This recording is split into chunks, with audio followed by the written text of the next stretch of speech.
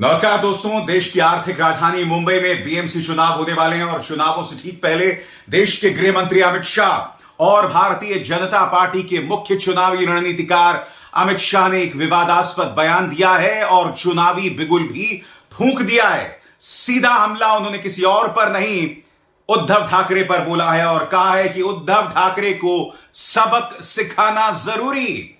अब बड़ा प्रश्न यह कि अमित शाह जो सबक सिखाने की बात कर रहे हैं उनका मतलब क्या है। शिवसेना को वो दो फाड़ कर चुके हैं, उद्धव ठाकरे से उनकी सरकार छीन चुके हैं, मगर अब भी अमित शाह ऐसा क्यों कह रहे हैं, ऐसा क्यों धमका रहे हैं, ऐसा विवादास्पद बयान क्यों दे रहे हैं कि उद्धव ठाकरे को सबक सिखाना जरूरी। मैं आपको बतलाना चाहूंगा कि उन्होंने क्या कहा है। हम राजनीति में सब कुछ बर्दाश्त कर सकते हैं, हम विश्वासघात बर्दाश्त नहीं कर सकते। उद्धव ठाकरे ने बीजेपी के साथ विश्वासघात किया है, इसलिए उन्हें सबक सिखाना जरूरी है। यही नहीं, शिवसेना जो दो फाड़ हो गई है उसके लिए भी वो इसका दोष किसी और पर नहीं, उद्धव ठाकरे पर इसका दोष मंड रहे हैं। उनका क्या कहना है, शिवसेना में स्प्लिट के लिए खुद उद्धव ठाकरे जिम्मेदार हैं। उनके लालच के चलते उनकी पार्टी का एक बहुत बड़ा धड़ा उनके खिलाफ हो गया। शिवसेना में हुई बगावत में हमारा कोई हाथ नहीं था। देश के गृह मंत्री अमित शाह कुछ सवालों का जवाब दें। सवाल नंबर 1, क्या यह बात सही नहीं है कि जो 40 विधायक आज एकनाथ शिंदे के साथ हैं, जिनके साथ सरकार बना दी गई, उन 40 विधायकों में ऐसे कई हैं जिन पर प्रवर्तन निदेशालय के केसेस चल रहे थे, यानी कि ईडी के केसेस चल रहे थे। अमित जी ये बताइए, वो केसेस उड़नछू कैसे हो गए? तो क्या यह बात ना मानी जाए कि प्रवर्तन निदेशालय के डर से, जांच एजेंसीज के डर से वो विधायक जो हैं वो शामिल हो गए एकनाथ शिंदे के साथ, और एकनाथ शिंदे जी भी कई मुद्दों पर दबाव में थे। तो ऐसे में आखिर अमित शाह ये दावा क्यों कर रहे हैं कि उनका कोई हाथ नहीं है इस सरकार को गिराने में? बात यहां नहीं रुकती दोस्तों। अमित शाह ने तल्ख तेवर अपनाए हैं और उन्होंने कहा कि उन्होंने न सिर्फ भारतीय जनता पार्टी के साथ विश्वासघात किया, बल्कि विचारधारा के साथ भी विश्वासघात किया, और जो चुनावी जनादेश दिया था महाराष्ट्र की जनता ने, उसका भी विश्वासघात उद्धव ठाकरे ने किया। बात यहां नहीं रुकती, उन्होंने उद्धव ठाकरे को लालची तक बता दिया। उन्होंने कहा कि उद्धव ठाकरे ताकत के लिए लालची हैं। वो कहते हैं कि मैंने कभी भी उद्धव ठाकरे को यह वादा नहीं किया था कि आपको मैं मुख्यमंत्री पद की कुर्सी देने वाला हूं। मैं आपको बता दूं दोस्तों, अमित शाह ने जो यह हमला बोला है, इसका सोर्स है एनडीटीवी की खबर, जो कुछ देर पहले तक उनकी सुर्खी नंबर 1, हेडलाइन नंबर 1 थी दोस्तों, सुर्खियों में सबसे ऊपर थी। और एनडीटीवी की इस खबर के मुताबिक अमित शाह ने यह विवादास्पद, या यह कहा जाए बीएमसी चुनावों से पहले उद्धव ठाकरे को सीधी और बड़ी धमकी दी है।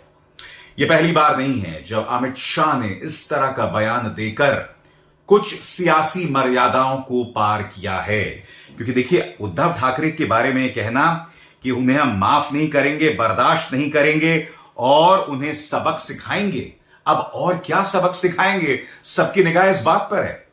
मगर विवादास्पद बयानों और अमित शाह का एक बहुत पुराना नाता रहा है। मैं आपको इतिहास की तरफ लेकर चलना चाहूंगा। याद कीजिए, 2017 के उत्तर प्रदेश चुनाव हो रहे थे। उस दौरान अमित शाह का यह विवादास्पद बयान, उन्होंने यह कहा था कि विपक्षी दल कांग्रेस, समाजवादी पार्टी और बहुजन समाज पार्टी कसाब हैं। इन तीनों राजनीतिक दलों की तुलना उन्होंने आतंकवादी से कर दी थी। याद है आपको? उन्होंने कहा था क से कांग्रेस, स से समाजवादी पार्टी, ब से बहुजन समाज पार्टी, यानी क स ब कसाब। बात यहां नहीं रुकी दोस्तों, अमित शाह लगातार इस तरह के बयानात देते रहे हैं। आपको याद होगा, दिल्ली के चुनावों से पहले उन्होंने क्या कहा था कि बाबरपुर में बटन दबाओ भारतीय जनता पार्टी के पक्ष में और शाहीन बाग में लोगों को करंट लगे। कितना अजीबोगरीब बयान था। देश के गृह मंत्री अपने ही देश की जनता को करंट लगा रहे हैं। क्या देश के गृह मंत्री ये नहीं जानते कि करंट लगने से क्या होता है?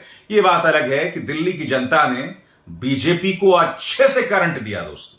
नतीजा आपके सामने है, आम आदमी पार्टी को 62 सीटें मिली और बीजेपी को जो है 8 सीटें मिली। मगर माहौल को जितना ज्यादा जहरीला बीजेपी के नेता कर सकते थे, उन्होंने तमाम हदों को पार कर दिया। क्योंकि देखिए, न सिर्फ अमित शाह ने यह बयान दिया, इन दो चेहरों पर गौर कीजिए, प्रवेश साहिब सिंह और अनुराग ठाकुर, इन दोनों ने भी विवादास्पद बयान दिए थे, जिनके चलते इन दोनों की चुनावी कैंपेनिंग पर चुनाव आयोग ने रोक लगा दी थी।